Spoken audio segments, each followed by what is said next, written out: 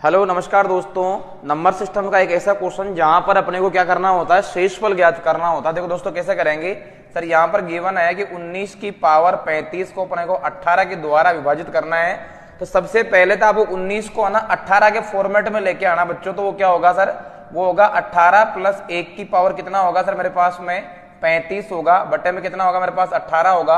अब सर इसका मतलब क्या हुआ, इसका मतलब हुआ 18 की पावर 35, 18 की पावर 35 बटे हुए 18 प्लस में 1 की पावर 35 बटे में 18। अब सर यहाँ तो रिमाइंडर क्या बचेगा, 0 बचेगा। लेकिन अगर मैं यहाँ की बात करूंगा सर, 1 की पावर 35 का मतलब क्या होता है, 1 बटे में कितना आएगा 18। इसका मतलब यहाँ से शेषफल का मान कितना होगा प्यारे बच्चों, तो आप बोलोगे सर शेषफल का मान क्या होगा, 1 होगा। इसी प्रकार के क्वेश्चंस को और देखने के लिए आप हमसे जुड़े रहिए। धन्यवाद दोस्तों।